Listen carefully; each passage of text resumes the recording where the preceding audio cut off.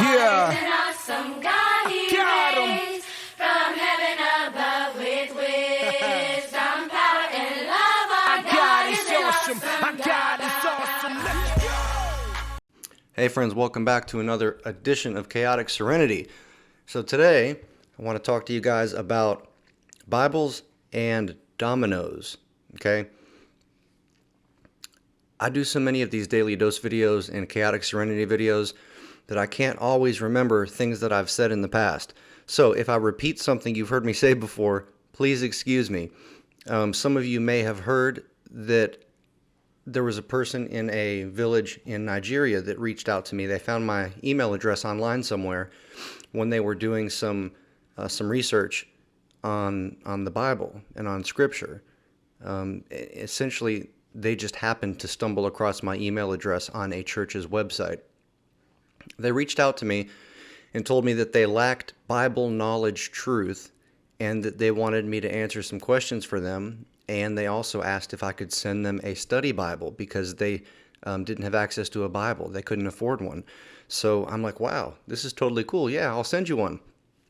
So I went out and, I went onto my laptop. I didn't go anywhere. I just bought some Bibles on Amazon. I got a Bible for new believers. I got a study Bible. And in the midst of the email correspondence between me and this person, they said that there were also other people in their village that needed Bibles, and these other families were skipping meals in order to be able to put money aside for Bibles. And so I said, well, I'll send some extra ones. So I got this care package together, right? I've got the two Bibles for the person that reached out to me, and then I've got like 5 other Bibles that I stuck in the box, right, and shipped it off. I also went around and gathered up some good books that I thought might be of benefit to them as well. So I found a box that I thought would be the right size, right? It wasn't the right size. It was way too big. Now, when you're shipping internationally, I didn't know this, the size makes somewhat of a difference, right? But it's mainly about the weight. It's about how much everything weighs, at least when you're shipping internationally with the post office, right? So because I was shipping books, I didn't want the books to be in a box that was too big and have them get jostled around, and then the pages could get all crunched up and torn up. And, I was trying to find a box that would be as tight of a fit as possible, just to make sure that nothing got damaged in transit. So the box that I got was too big, right? I had way too much empty space in there. So I'm trying to find another box. I end up going to work. I work in a building that has got a warehouse attached to it. So I went rummaging around in the warehouse for some boxes that were getting ready to get tossed out, and I found some boxes, right? So I come home, I fit everything in there. I feel like I'm playing Tetris, right? Trying to get all of these Bibles and books to fit in there just right. And lo and behold, all of the books fit with just some small little gaps here and there. And I just used some like brown packing paper, crumpled it up and stuffed it in there. So anyways, point being, I went through a lot of effort to make sure that I got this package packaged up right. I did some research on what shipping companies I could use and what the cost would be, because I knew it was going to be somewhat expensive. I had no idea how expensive it was going to be, though. Some of the estimates or quotes that I got from some of the big name shipping companies were well into the $300 and $400 range to ship this box of books and Bibles. The box ended up weighing, when it was all said and done, about 18 pounds. And I was able to get a pretty good deal through the United States Postal Service because they do offer international shipping. So I'm going somewhere with this, right? Bibles and Dominoes. I'm going somewhere with this. Just humor me. So another thing I'm having to deal with is customs, right? Like, what kind of customs is my package going to have to pass through in Nigeria? What are the requirements? What kind of documentation is needed? I've never shipped anything internationally, so I have no idea. So I go up to the post office before I'm ready to ship the package, and I just asked the person. I said, look, here's what I'm trying to do. I'm trying to ship some books, some Bibles. What do I need as far as customs goes?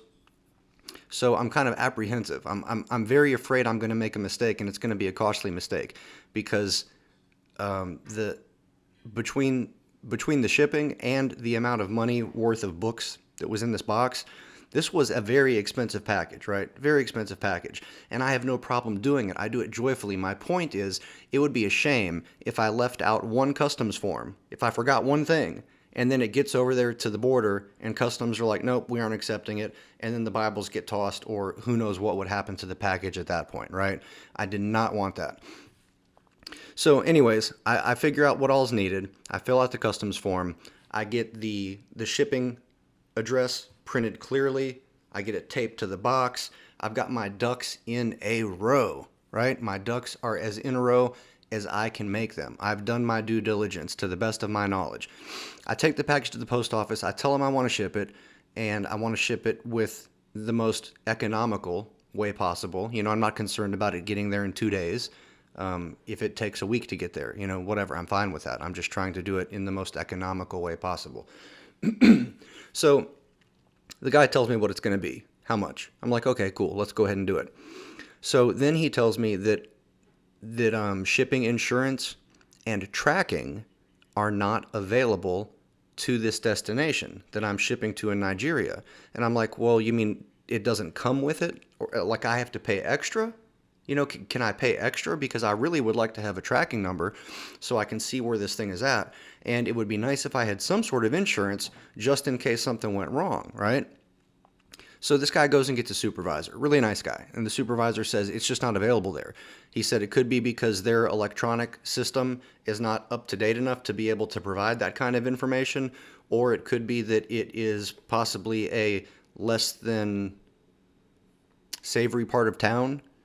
And maybe theft is common in the area where this package is going, so that's why they don't guarantee anything. So at this point, I'm like, oh, wow, I don't know if I want to do this, you know, because the person I'm shipping to, it's got an address and a P.O. box. So this package presumably is going to some sort of a post office box. And the size of this package was big enough that I don't think it's going to fit inside of a physical, like, mailbox post office box. So I'm wondering where this package is going to go, and is somebody going to steal it when it gets there? Especially if there's no tracking. At least if there's tracking information, the person I'm sending it to can try to make their way to the local library or wherever it was that they were using the internet and this computer, and they'd be able to go check on it to try to figure out at least what day it was going to get there. But without any kind of tracking, who knows, right? So I told the guy, I said, wait, I don't think I want to do this. Maybe I'm going to go investigate UPS or FedEx or one of these other big name companies, and maybe I will just have to pay 2 or 3 times as much for shipping and get one of their super fancy expedited services that will allow me to get some sort of tracking and insurance, right? That's what I was thinking. So then I realized, you know, it took me a while to finally make it to the post office, right? I've kind of been procrastinating a little bit, not a lot, but you know, it just took me time to order the Bibles.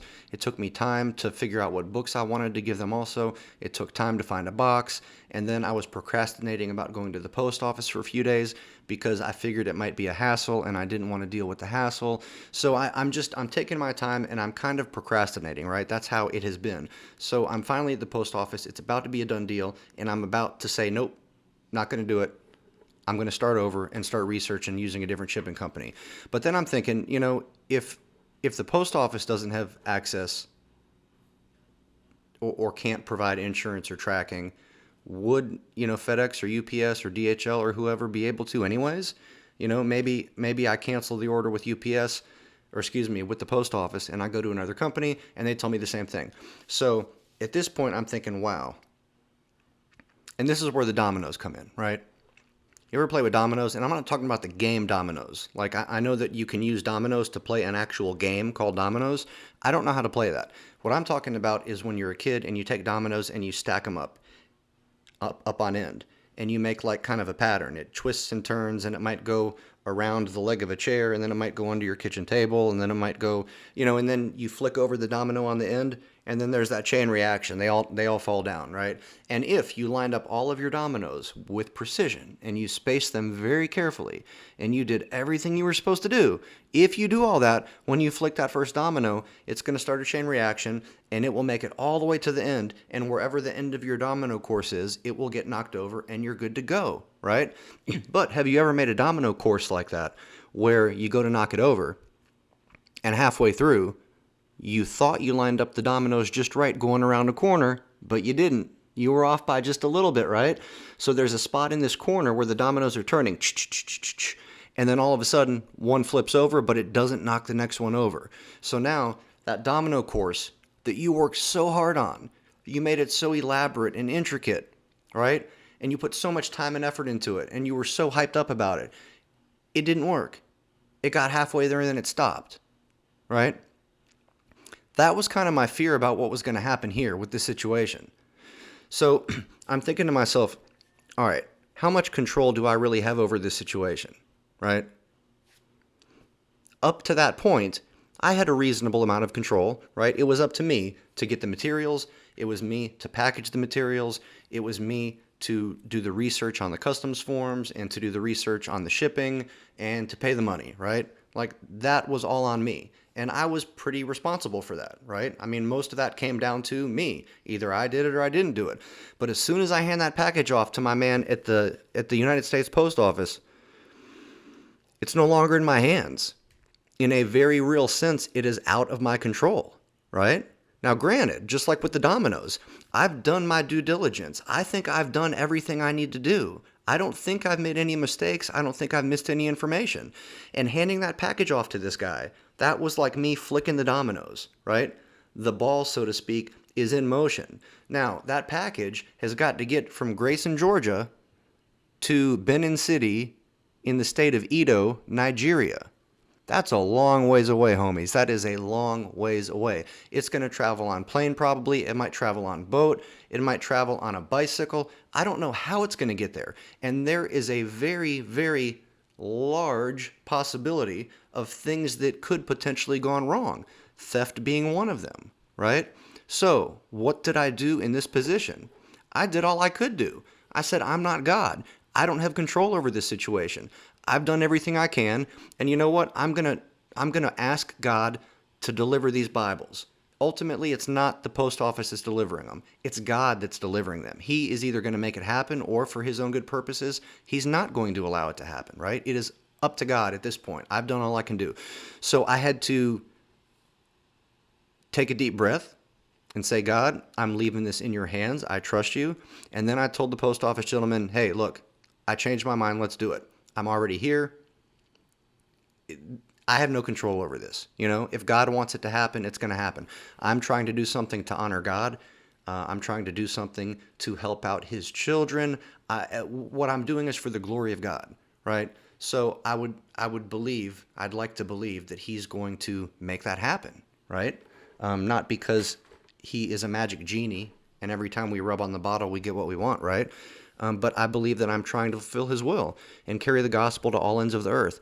And I think that he is going to honor that. And I pray that he will. So if y'all want to pray along with me this week, that my package of Bibles and books will make it to Nigeria, that the course of dominoes that I knocked the first one over the other day, that they will continue falling down until they make their destination all the way around to my friend Miss Cecilia's house over there in Nigeria. So anyways, that's about all I've got for y'all. I will encourage you, I'd like to encourage you, I should say, that, you know, oftentimes you're going to work hard planning things. And it may not even be something as intricate as shipping a package internationally to somewhere that you know nothing about. It might even be planning your day for tomorrow, right? It might even be planning your day for tomorrow. You might be at work or at home this afternoon, and you're a planner, right? My wife loves to plan. She is a planner. I'm generally not that organized. At work, I can be pretty organized. But when it comes to just stuff around the house, everyday activities, doctor's appointments, vacation, I'm more of a fly by the seat of your pants kind of guy, right? But my wife, Nicole, she is very planning oriented, okay? So if you plan something for your upcoming day, you can say, okay, I'm going to get up at this time. I'm going to make breakfast. I'm going to take my child to go do this. After that, I'm going to come home. I'm going to eat lunch. And then, you know, some people plan their day out like that, hour by hour, sometimes even minute by minute. So you can have this whole plan for your upcoming day. Or you can have a plan for a vacation that's coming up, or a plan for anything, right? You can put in your due diligence, you can put in a whole lot of effort, and you can put together a solid plan that was done to the best of your abilities, right? However, ultimately how that plan plays out is not completely in your control. because there's other actors in the story, right? If it was just you and there was nobody else around, then you could make your plan happen every single day because it would be 100% up to you, right? But you can't control traffic, you can't control the weather, you can't control when you do or don't get a flat tire. There are all kinds of things, friends, that are outside of our control every single day. But the good news is that those things are all within God's control. And the better news is that I believe God uses those things in order to direct our steps down the path that He would have us walk on, right? So maybe I was planning to go to lunch, and after lunch tomorrow, I'm planning to go back to work and get a certain number of tasks done. And then after that, I'm planning to be home at a certain time so that I can take my daughter to the swimming pool, right? For example. But what happens if a monkey wrench gets thrown in and something delays my day? What if I get a flat tire at work? What if I'm driving by somebody on the side of the road who has a flat tire and it is apparent that they have no idea how to change a tire? And I have the opportunity to stop and help them and love on them and maybe share Jesus with them, right? And so I pull over to do that. Well, if that happens, the rest of my plans for the day are somewhat out the window. I may not be able to take my daughter to the pool like I had been planning. I may not be able to finish all of the tasks I wanted to complete at work. My point, friends, is that we can make plans all day long every single day. And those plans are not going to happen more times than not. It ain't going to go the way that you plan from A to Z every single time. It's just like setting up an intricate set of dominoes, a domino obstacle course, right? Setting a very intricate one up and planning every single detail, right? No matter how careful you are, when you flick that domino, you don't know for sure, no matter how good you are, if all those dominoes are going to come down, unless you're like a professional domino stacker obstacle person, which there are some of those on YouTube, and they are incredible. But anyways, you get my point. So anyways, that's about all I got for y'all. I appreciate you listening. And please, please, please pray for my friend, Miss Cecilia, and that she will receive the care package that I sent for her and her neighbors in her village. Pray that she would get those Bibles. Pray that she will read those Bibles, and pray that God will give her enlightenment and understanding and knowledge and wisdom about what she reads in those Bibles. So thank you guys and gals so much for being here. Appreciate your time. Love you much. Till we meet again, deuces.